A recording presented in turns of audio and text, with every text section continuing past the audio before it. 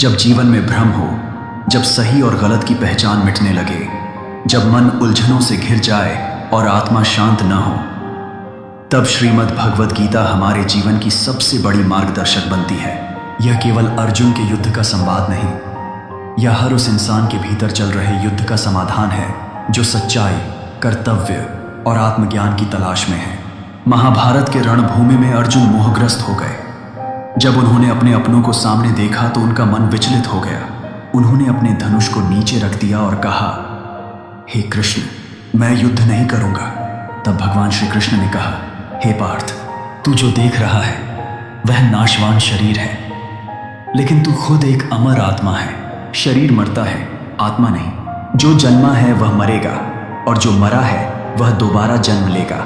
यह आत्मा का विज्ञान है, सांख्य योग। इसी ज्ञान से जीवन का अंधकार मिटता है। फिर श्री कृष्ण ने कर्म का रहस्य बताया। कर्म कर, फल की चिंता मत कर।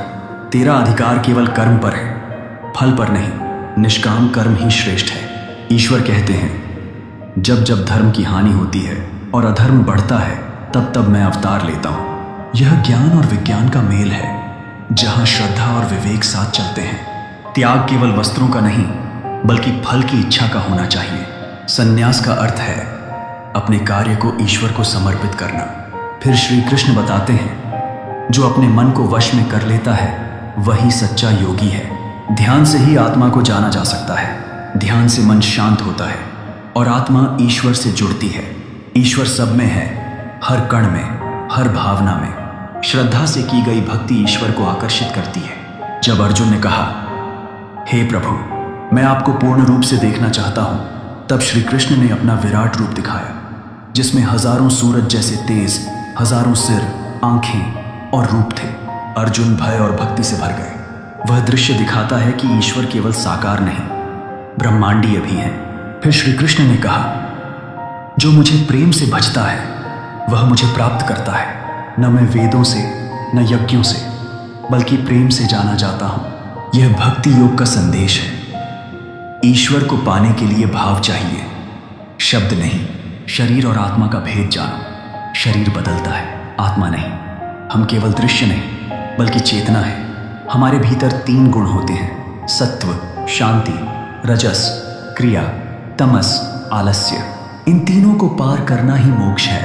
जीवन एक उल्टा वृक्ष है, जिसकी जड़ें ऊपर ईश्वर में और शाखाएं नीचे संसार में हैं। जो जड़ों को पकड़े रखता है वही स्थिर रहता है। हमें 2 प्रकार की प्रवृत्तियां बांधती हैं, दैवी और आसुरी। दैवी गुण सत्य, क्षमा, अहिंसा। आसुरी गुण क्रोध, घमंड, लोभ।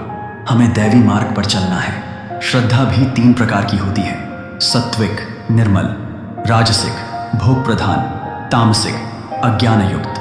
जैसी श्रद्धा वैसा फल। अंत में श्री कृष्ण ने कहा, हे अर्जुन, सब कुछ छोड़कर केवल मेरी शरण में आ जा। मैं तुझे सभी पापों से मुक्त कर दूंगा।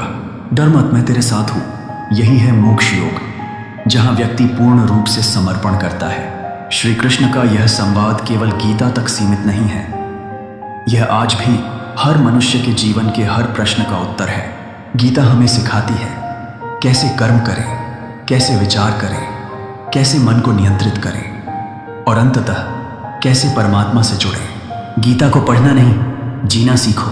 जय श्री कृष्ण। धन्यवाद।